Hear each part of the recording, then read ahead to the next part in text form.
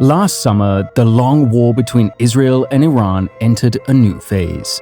The war between Israel and Iran has been fought, sometimes visibly, sometimes in the shadows. Occasional, sometimes long-lasting Israeli attacks on Iranian proxies, Hamas in Gaza, Hezbollah in Lebanon, and the Houthis in Yemen. Iran has funded all of these groups for decades, and in October 2023, the world saw the result of Iranian funding, supply, planning, and training. The attacks on Israeli civilians, sometimes in the most gruesome ways, and the holding of Israeli hostages could never have happened without Iranian support. We know what has happened since: the bombing and invasion of Gaza, and lately the bombing and incursion into southern Lebanon against Hezbollah. In the eyes of many Israelis, these attacks wouldn't have been possible without the support of Iran. While the Israelis were fighting Hamas in Gaza, Iran and Israel stepped up their long shadow war. Assassinations, sabotage, mysterious explosions, targeted killing of Iranian nuclear scientists, and cyberattacks. Not only did these attacks happen in the Middle East, but all over the world. Usually, it was a tit-for-tat game, until the summer of 2025. The Iranian leadership seemed to believe that the time had come for an offensive against Mossad, the extremely talented and deadly Israeli intelligence agency. So, they killed some of their own people on the flimsiest of evidence and rumor. In the first years of the Iranian Islamic Republic, it was all too common for Iranians to be called to public squares, especially in Tehran and the bigger cities, to watch people be hanged, often from cranes or light poles, high above the crowds of people who watched. The hangings weren't done professionally. Victims could take 10 to 20 minutes to die. If they weren't lucky and lost consciousness, they spent long, agonizing minutes being jeered and insulted by revolutionary mobs out for blood. For the first year or two of the revolution, this was one of the only public performances that Iranians were allowed to watch. And for a time, revolutionary fervor combined with the fear of what could happen to them if they didn't go to the hangings brought wild crowds out into the streets. In 2025, there were crowds, but often brought into Tehran from other more revolutionary crowds. For most Tehranis, the hangings were a sign of desperation, and in November, hundreds of thousands, if not millions of Iranians took to the streets, and some 30,000 of them were killed. In the summer of 2025, the demonstrations and the American-Israeli attacks on Iran hadn't begun yet. What had begun was a new campaign of fear. Men accused of spying for the Mossad were arrested, brought before cameras, and recorded as revolutionary tribunals came to an inevitable conclusion: death by hanging. Whenever you hear or read the words revolutionary tribunal in history or politics, it never turns out well. The men were clearly tortured, their lives and family threatened. Of course, they confessed. Were they guilty of spying for Mossad or not? So the honest answer is that some probably were genuinely involved in espionage to one degree or another. Others may have been exaggerated cases. Some may have been innocent or convicted through unreliable confessions. And right now, there is currently no transparent way to separate those categories with confidence. Whether they were guilty or innocent did not matter. What mattered was a show that the regime was in control and could strike at its enemies within Iran or outside it. The time between arrest and trial was short, sometimes only a day or so, sometimes just hours.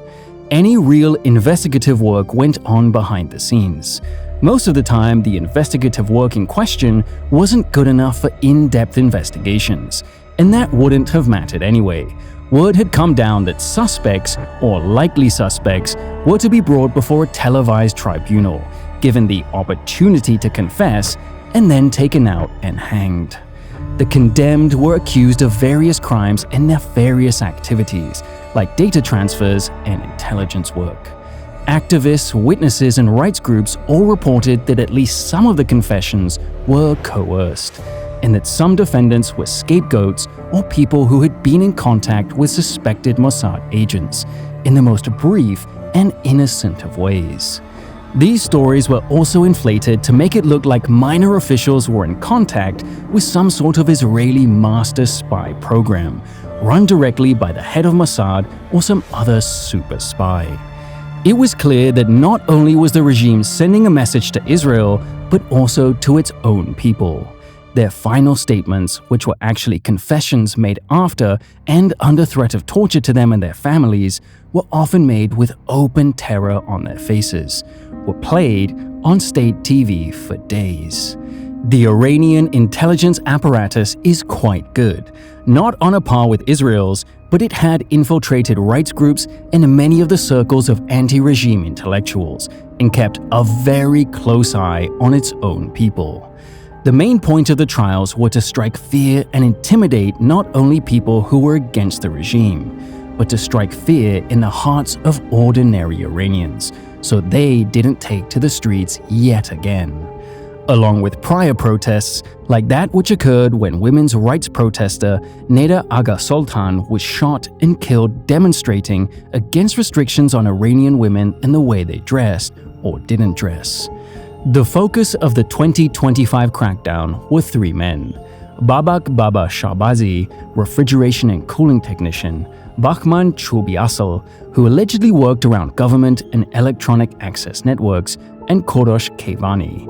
The Iranian government described the trials as a battle between Iran and Islam versus Israel, Mossad, and the West in general. But by 2025, most Iranians, except the die-hard revolutionaries, didn't believe most of what the government had to say about anything. Mossad fails. Israeli military intelligence fails. That was seen by the world on the morning of October 7, 2023. The Israeli government has yet to come clean on why this massive intelligence failure happened. But most of the time, Mossad and the Israeli intelligence community don't often publicize failures. But they don't often report on successes either.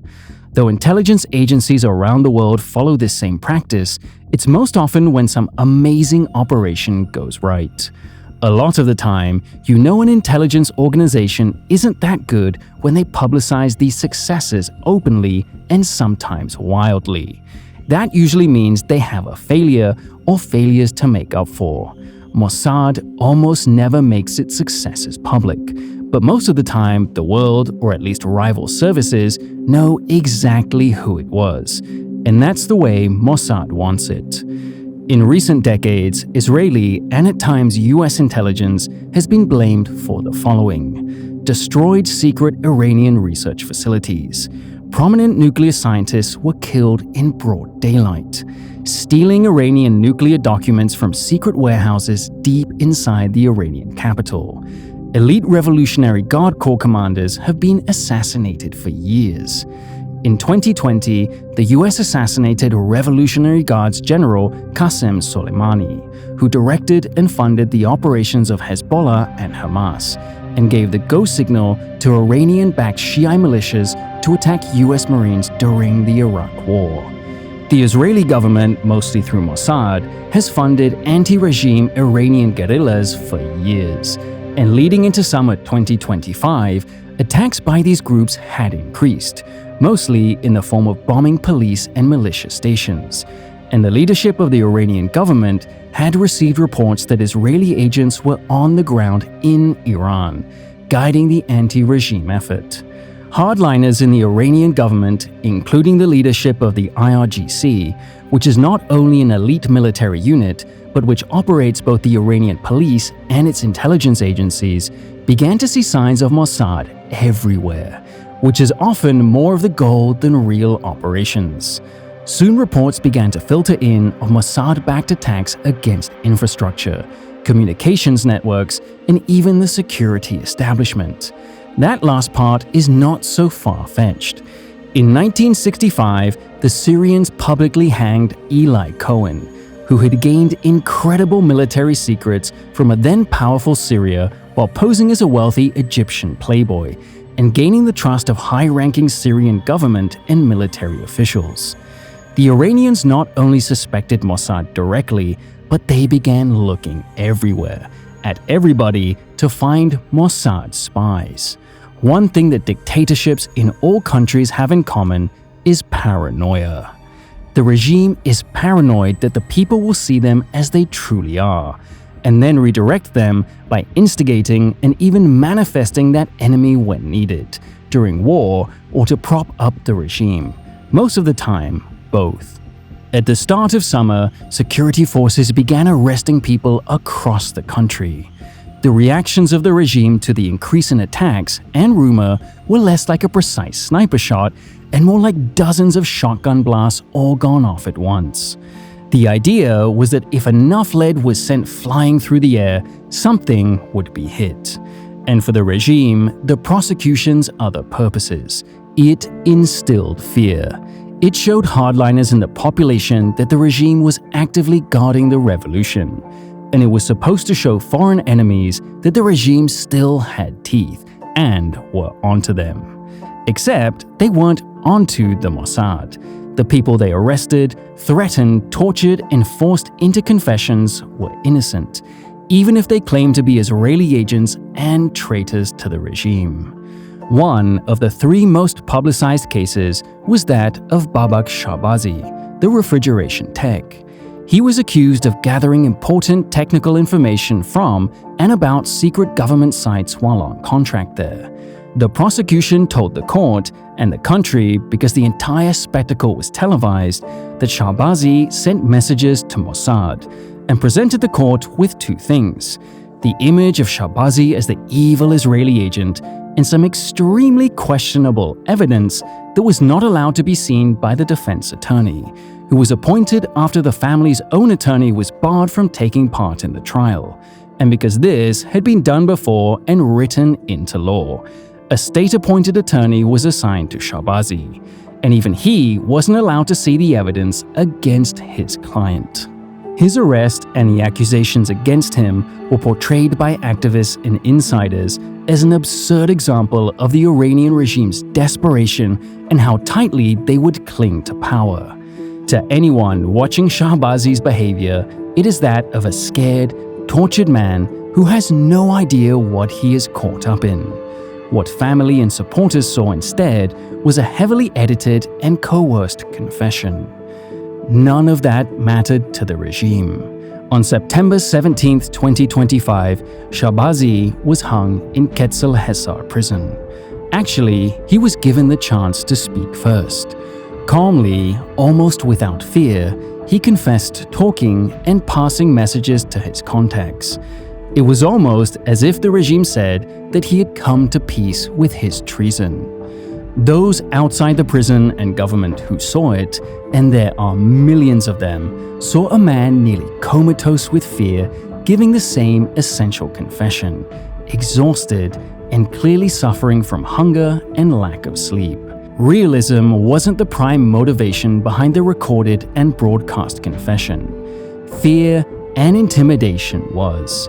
Intimidation so the population wouldn't take to the streets again. Bahman Chobiasal was a communication specialist who had been arrested in April 2023 and held in prison for 2 years by September 2025.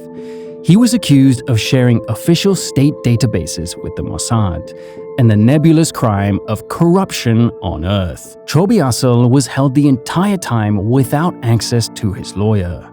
One of the witnesses against the communications specialist was his former Iranian intelligence ministry handler. This handler had twice before and recently given Chobiasal a clean bill of health, both as far as possible spying and for political reliability, when the specialist reported to him while on business in Ireland. But that same handler was now a witness against him and spoke of Chobiasal's performance.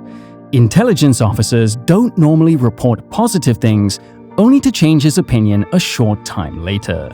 It's clear that the intel officer was under some pressure to change his story, and there was currently a power struggle going on in Iran's intelligence services.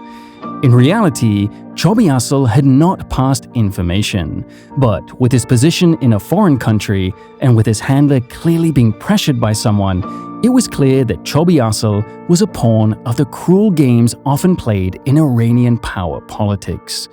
You should also know that Chobiasal's time in Ireland had ended in 2003, and he was arrested 10 years later.